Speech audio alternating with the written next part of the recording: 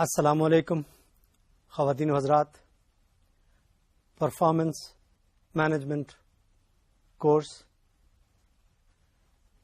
In this session we will learn about measuring performance against standards. There are two sessions on this topic. This is the first session and we will see how do we measure performance of individuals regarding the set standards about the jobs in which individuals are involved or assigned. Before we start talking about the topic, let us talk about some relevant aspects or things जिसको हम बाज़ कहते हैं इधर उधर की बातें. Japan performance के हवाले से as a country is a great country, the great performer. It's a small country with way lesser population compared with Pakistan. It used to be the second largest economy after United States. Now it is third largest economy. First one is US, the second one is China. That means Japan and Japanese companies and then Japanese workers performed very highly. Why? How? How Japan could do that? How a tiny, small, little, isolated island performed so highly, so impressively that it used to be the second largest economy. It still is about the same level, nearly $6 trillion GDP of that country in a year. How did they do that? How are they doing it? Let me tell you, there are many factors, but workers are very loyal to their companies. Sometimes there are songs या तराने जो employees हैं अपनी कंपनियों के तराने गाते हैं. Just like mother. The companies or organizations are considered as mothers क्योंकि ये समझा जाता है कि वो individuals को रिस्क फराहम करती हैं.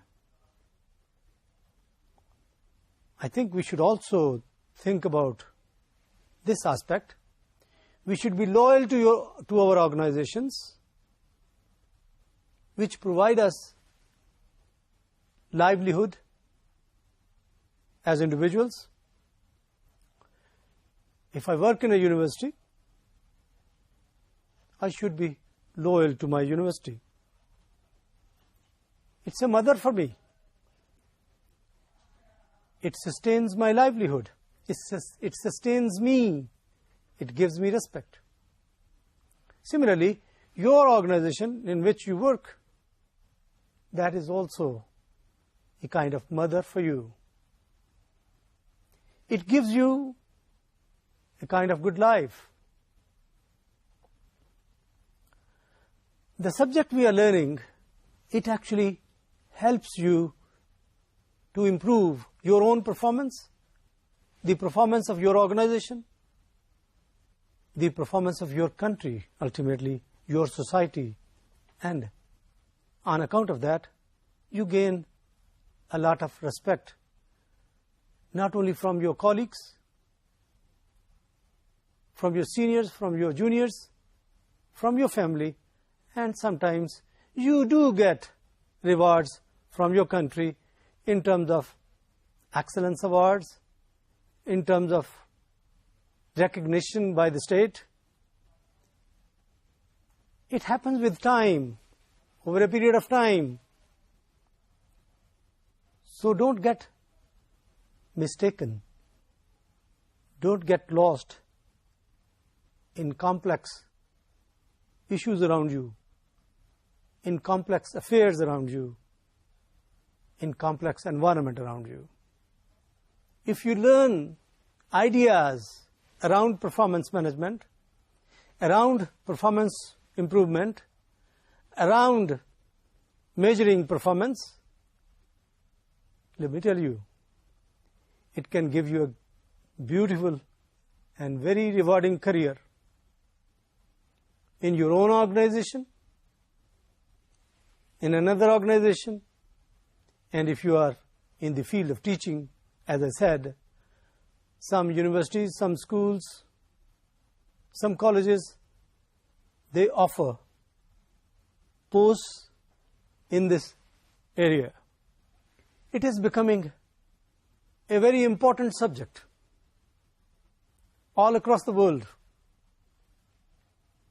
not just in developed countries, but also in developing countries. I said it earlier in one or two sessions. I am repeating myself just for emphasis, that if you understand this subject in the form of ideas, not in the form of formulas,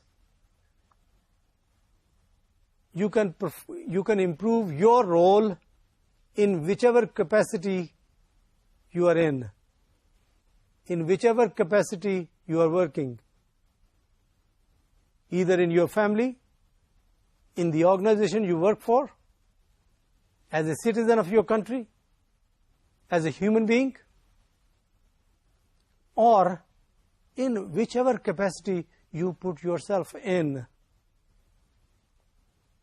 So, I'm trying to emphasize in your minds, in your thinking, that the subject of performance management has a future for you. To start learning about the topic, let me share a quotation with you. Quotation on success. It is Dennis Whitley, an American speaker, a celebrated speaker about success or on success. Everybody wants success. Everybody wants to do what he or she intends to do. And when somebody does what she wants or he wants to do, he or she tells himself or herself that he or she has been successful. Dennis says, the reason most people never reach their goals is that they don't define them or ever seriously consider them as believable or achievable. Winners can tell you where they are going, what they plan to do along the way, and who will be sharing the adventure with them. Now, this quotation tells you, if you know your destination, you can probably identify the way to get there.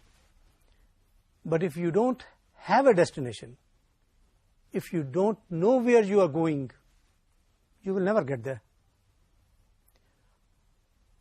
When you have a destination clear to you, there will be people around you who can become part of the kafla, part of the adventure,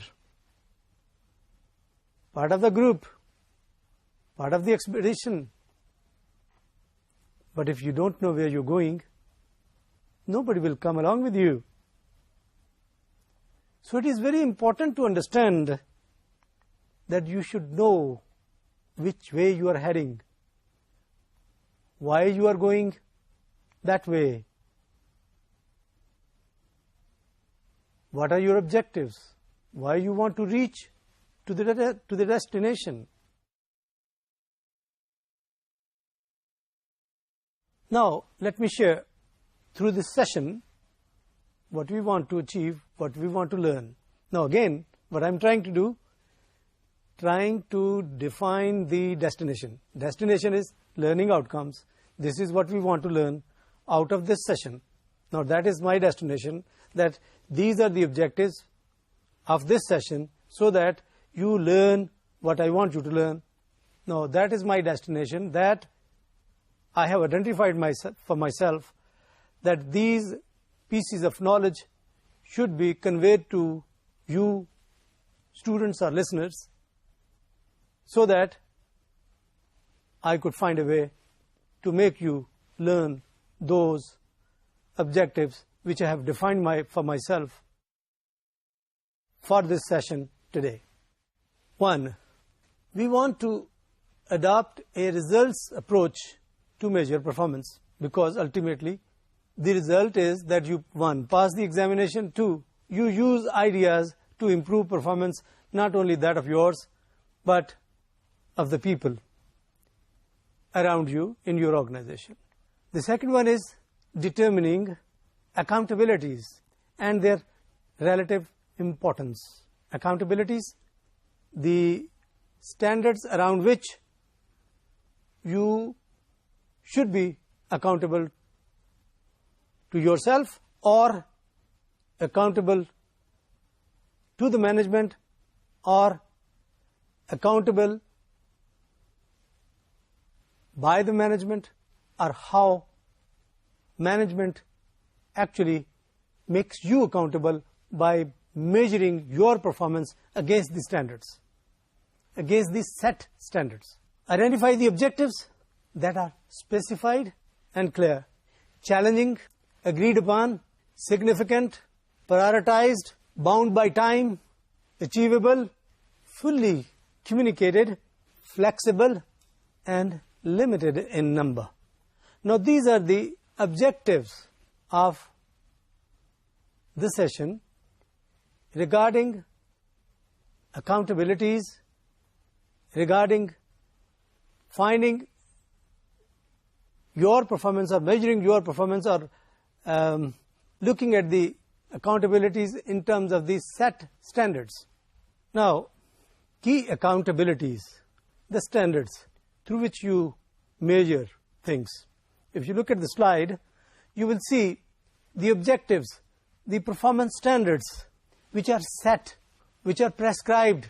Now, your performance will be measured according to the set standards, given standards, pre-decided standards.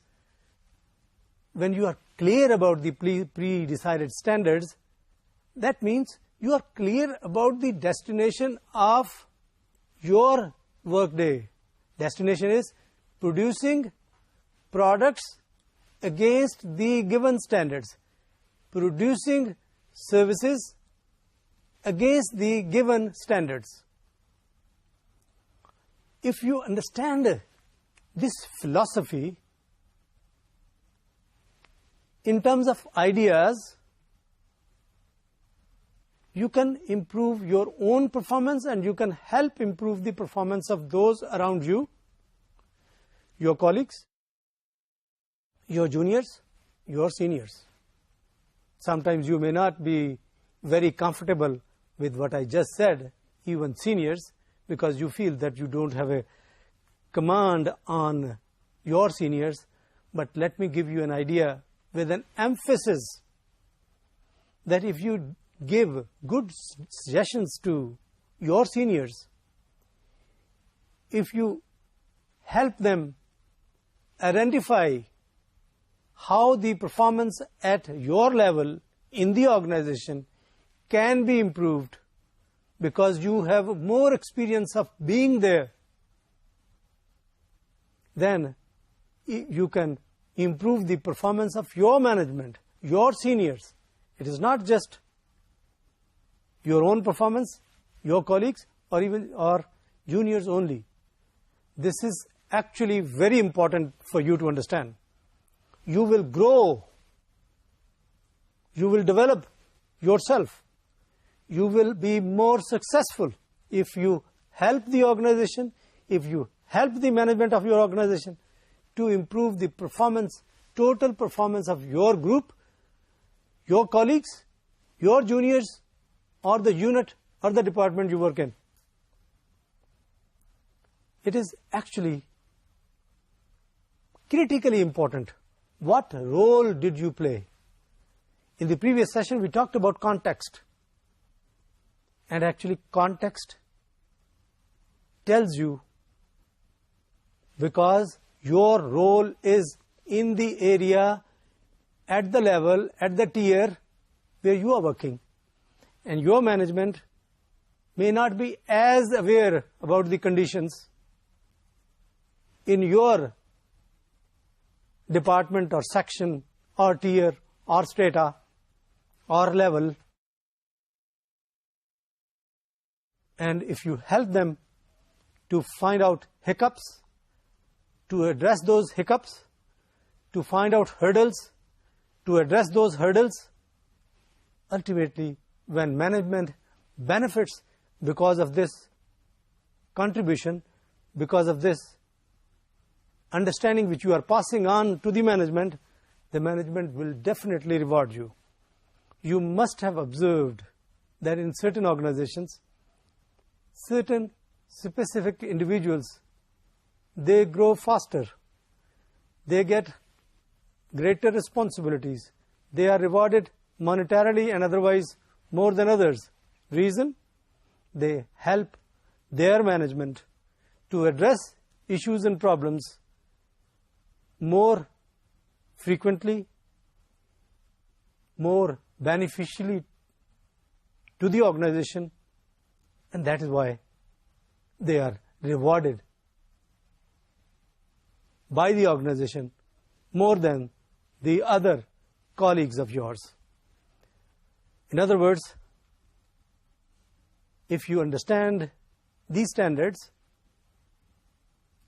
the given are prescribed standards, and you know the context from experience, from colleagues, from learning by doing, and then using this knowledge to help the management to improve productivity of the organization, that will help you to grow, help you to improve, help you to increase, enhance your own performance and the performance of your organization. Another concept, management by objectives, or it may be called MBO philosophy. MBO philosophy of management. Management by objectives. This philosophy based on objectives places emphasis on objectives and standards. Two concepts again, objectives and standards. It allows employees to translate organizational goals into individual goals. Where does the organization wants to move? Which way it wants to go? Where it wants to reach?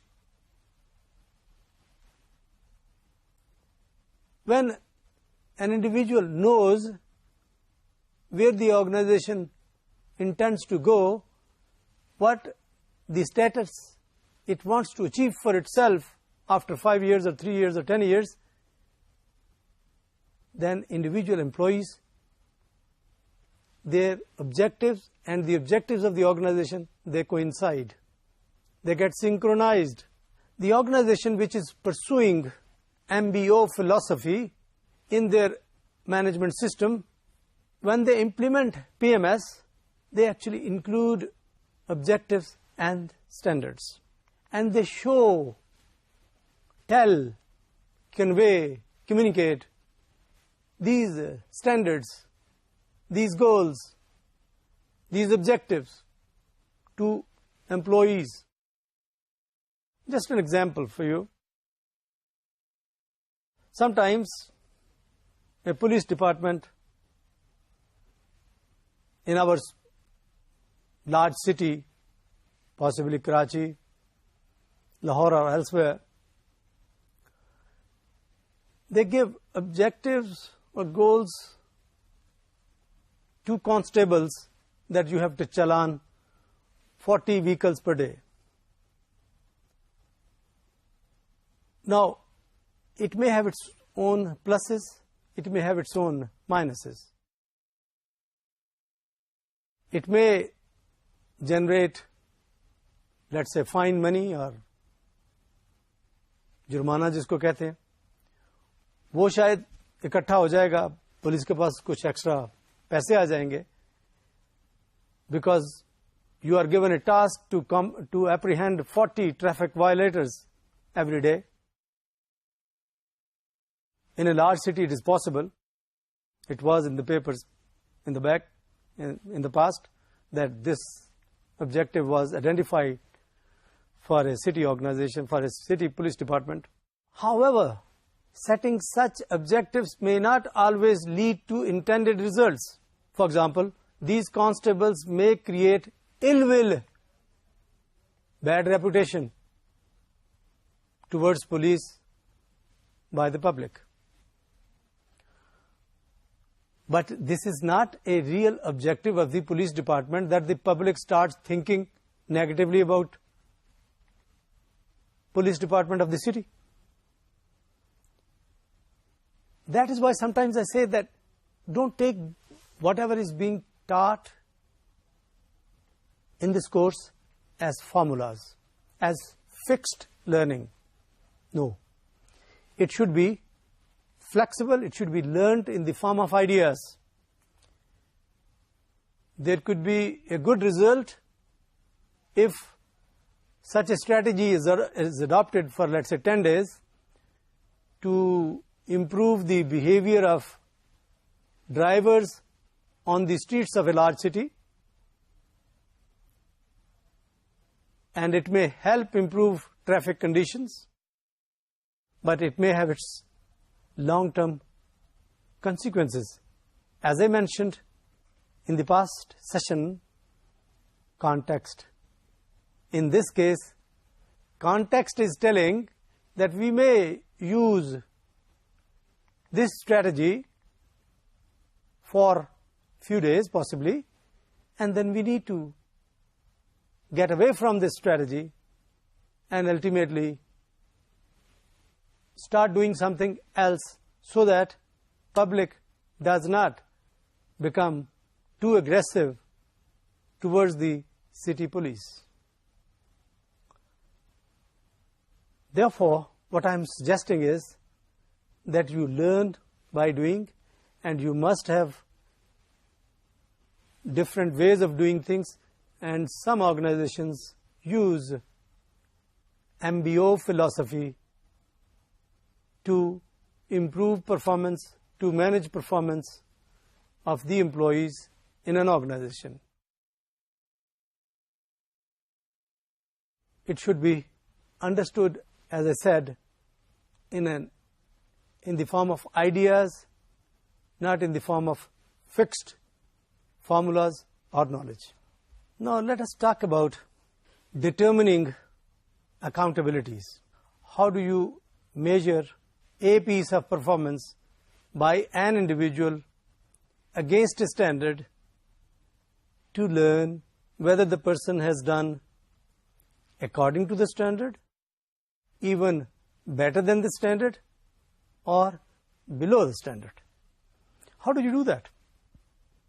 What is the way? First, you collect information about the job a person is doing, job description of the individual, or of the designation, or of the position in which an individual is working. That job description will tell you what are the possible accountabilities. Job description tells you a lot, but you must be aware that job description must be developed, written, with expertise, with good work gone into it, then and only then you will be able to develop good accountabilities and relevant standards. Tasks included in the job description are the grouped clusters based on degree of relatedness. What I mean to say, that tasks which are assigned to an individual for the job he or she is doing, those are actually clusters of little assignments. How do you approach the customer? How do you initiate the talk? How do you make a judgment? What sort of that customer is? What sort of treatment you offer? Do you offer some drinks? Something. Where do you take him for negotiations? Is there a table where you sit and talk? What do? Now, these are accountabilities, how a customer is dealt by a salesperson, for example. And each cluster of accountability, if you look at the screen, cluster or accountability is a broad area of the job for which employee is responsible for producing results. After accountabilities are identified, determine their relative degree of importance. Now, is sale very important? The result. Is the treatment by the salesperson to the customer, is that very important? Or is there a strong relationship between the behavior or the result? So, what I'm trying to talk about, the accountabilities. How do you determine accountability? 1, regarding behavior of the salesperson. 2, the result of the salesperson. How did he behave? How did he do what he was supposed to do? And ultimately, did he close the sale or did he not?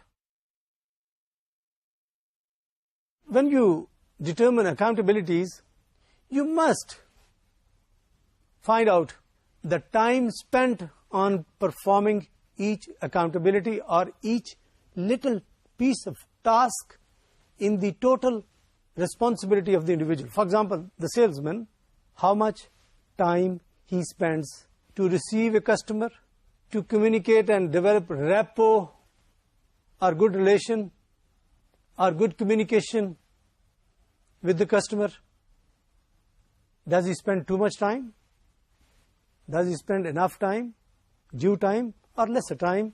If the accountability were not performed adequately, would there be a significant impact on the work performance of the individual or the unit, or even according to the mission of the group, team, unit, department, or the organization?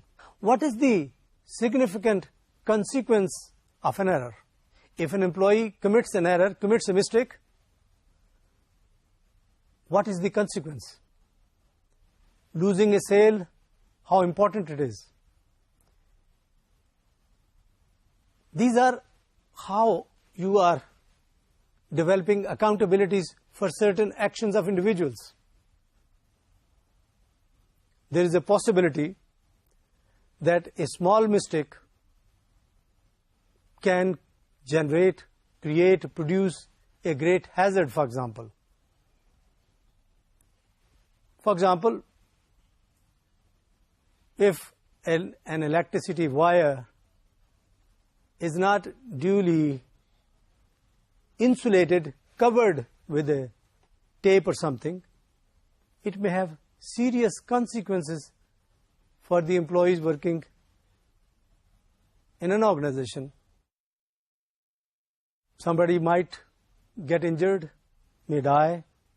There could be a damage to the property because of the spark produced by uncovered properly, which is not properly protected wire, and it may have great loss.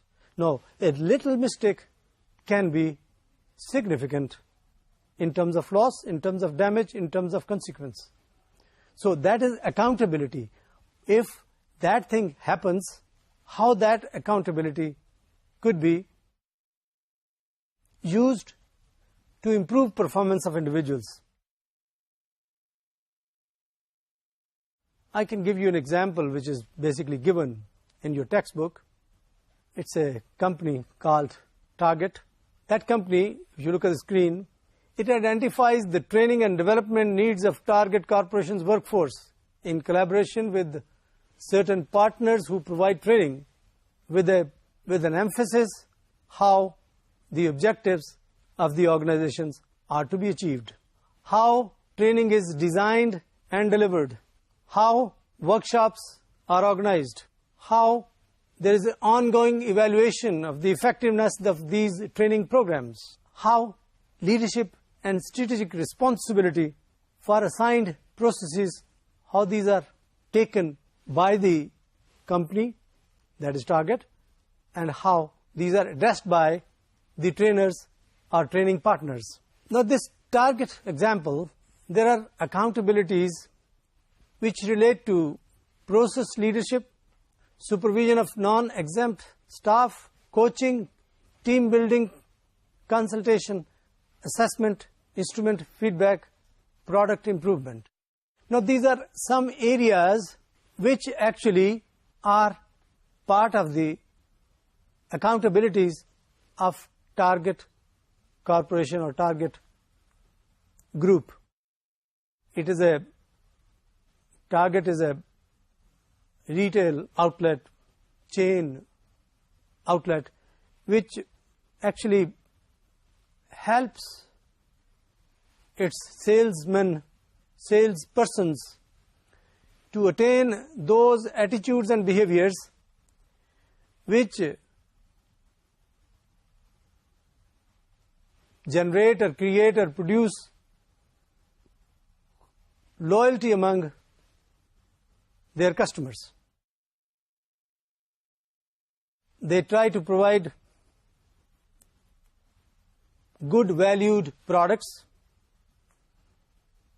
generally to low middle class customers, and they give training to these employees, salespersons or management staff in such a way that this organization continue performing competitively in the market where it operates in regarding its competition with other such retail outlets. It actually depends how an organization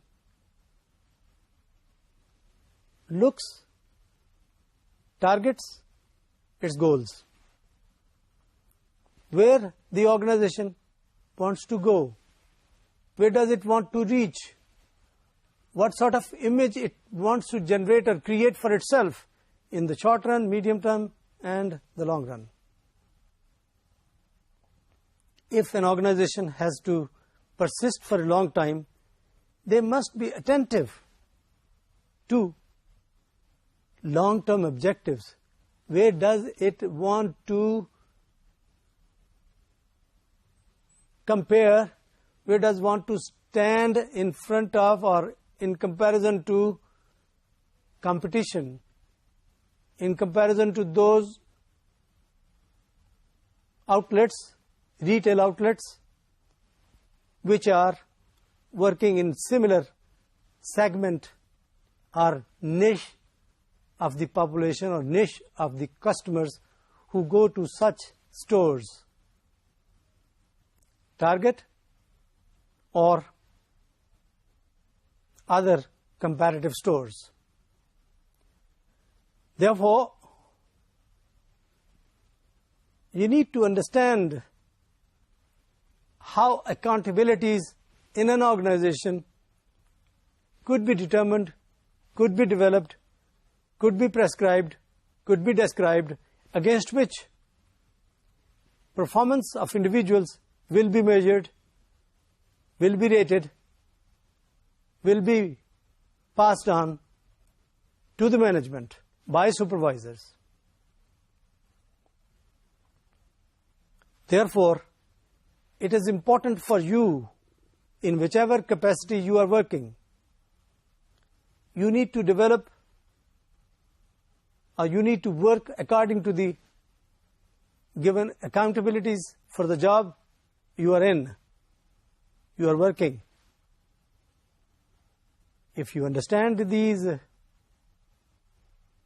accountabilities, if you understand these targets, if you understand these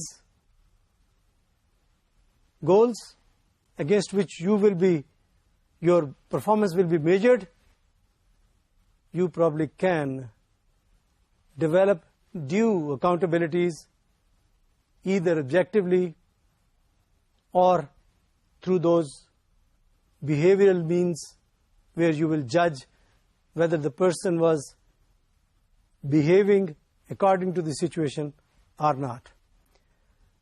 Therefore, it is significant that you actually understand how accountabilities are developed or determined. Now, let us talk about how to determine objectives, purpose, to identify a limited number of highly important results that, when achieved, dramatically impact overall success of organization. This is critical area of doing something. This is critical area of producing some results. It actually, the focus, the purpose of organizations sometimes do change. How? An assignment for an organization which it has given to itself will have an impact on its performance. At one time, we used to manufacture a number of goods, a lot of goods in Pakistan. In the recent past, in the 10, 15, 20 years, we lost competition in few products we used to manufacture, and the manufacturing shifted to regional countries including China, Bangladesh, or elsewhere.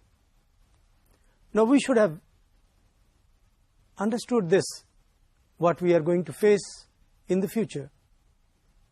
Probably we could not address this issue which was burgeoning, which was emerging.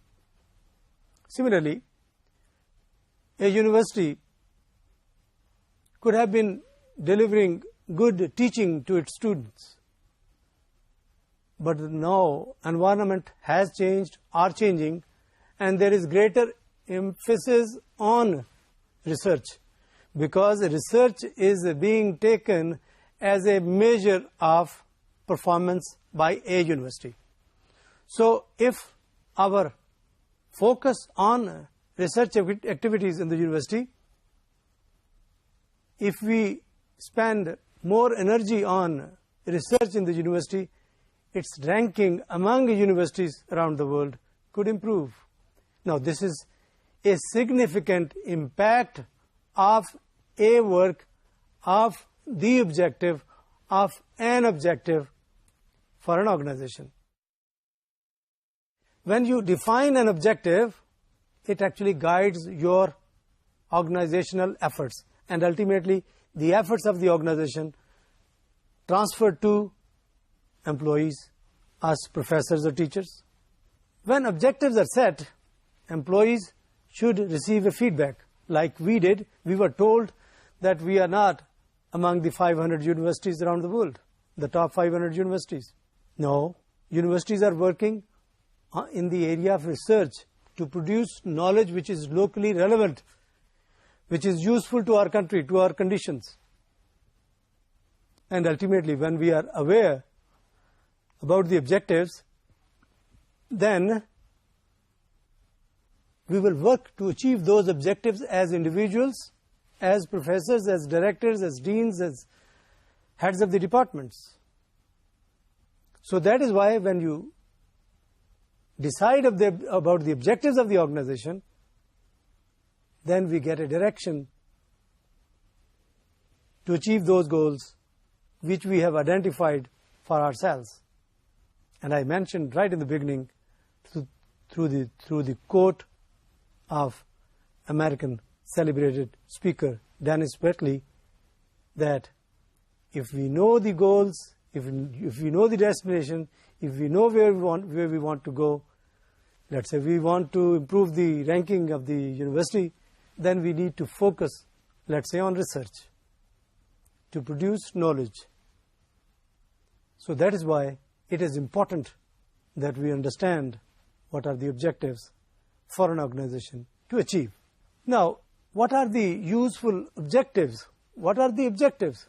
What are the characteristics of good objectives? Objectives must be specific and clear. They should be easy to understand. They should be verifiable and measurable, like how many research articles we wrote, produced, and published in scientific journals. Now that is very clear, measurable, verifiable. You can say, in these journals we as a university published as many articles. Like to mention here, I read somewhere that 8 years ago China was number 2 in knowledge production.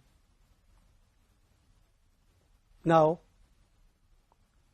it has become second largest producer of knowledge. How did they measure it? By its publications in scientific journals. That is verifiable and measurable. Now, if you are clear about the objectives, you will get there. If you are not clear, if the objectives are vague, probably your path will be vague and you probably will never get there. Now, useful objectives are challenging as well. If there is no challenge, people don't get interested. So if you give a challenge, for example, how you can reduce cost of the organization by 20% while production remains the same. Now this is an important objective, but with a challenge, with a great challenge. How employees will do that? Sometimes false images are hurdles. Sometimes these false images produce unrealistic goals, unrealistic objectives. When you are clear about the objectives, objectives are challenging but must be realizable. If that is not the situation, you will not get there. Now, to continue on describing the characteristics of good objectives, useful objectives, the objectives must be agreed upon. It should be talked over, what we want to achieve.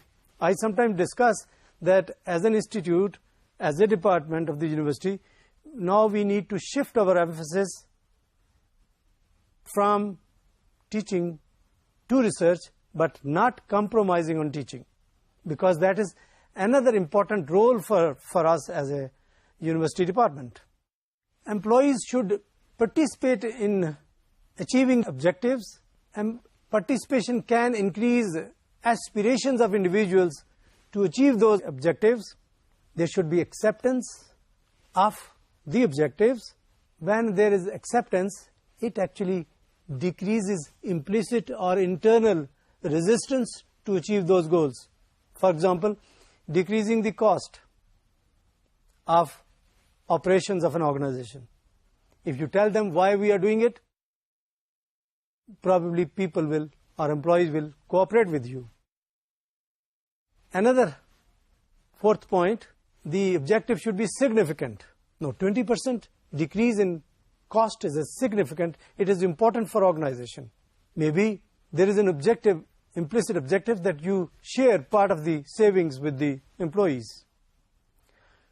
Employees should feel that these objectives are achievable and they will have a critical impact on organizational success. For example, sustenance of organization is critical. If you understand that sustenance is at stake, then you might be able to cut the costs and reduce 20% cost of the organization, or you save 20% for the benefit of the organization. There should be prioritized goals or objectives must be prioritized. Next point is they should be bound by time, must have deadlines, must have mileposts. If there are no time dimensions, they might get neglected. I said that before, that they must be achievable, they must be realistic, there must be sufficient resources, skills, training to achieve them. If there are not enough resources or skills, they must be learned, acquired, or provided to employees to achieve those goals. They must be communicated to employees, to managers, to all of them who are related with the organization. Should be flexible. Should not be as very rigid, otherwise people may become anxious. There might be anxiety. There should be some flexibility, okay? There should be a range under which you are working. And let me tell you, if objectives are limited in number, depending upon the nature of the organization, 3 to 5, 5 to 10 objectives over a review period, those should be good. If there is a long list of objectives, probably you won't achieve many. If there are few, you can achieve them. So if you feel that the objectives are clear, objectives are achievable, those are very much clear to other people, then probably we can get there. Ask yourself, what have you learned today? What you have gathered from this session today? Probably you should tell yourself that clarity in what you are doing and what for, in the short run, in the medium run, and in the long run. What sort of standards do you have prescribed for yourself or by the organization for you? What are the accountabilities against those standards? How your work according to the objectives which has been prescribed for you as an individual or for the organization, how those objectives are passed on to you, how those are part of your work. You probably have understood that objectives of an organization must become objectives of individuals working in that organization. When there is a synchronization between the objectives or thoughts or goals or objectives of the organization and the individual employees in terms of the goal which is set for the organization, it will be easy for all the employees to create some sort of synergy, some sort of force, directed force, composite force to achieve those goals.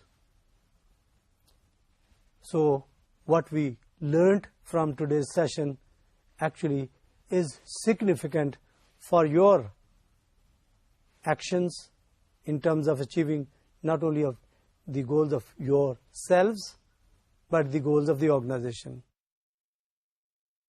With these words, we end this session today, and we will continue working or learning about this topic during the next session. Thanks very much for your attention. Khuda Hafiz.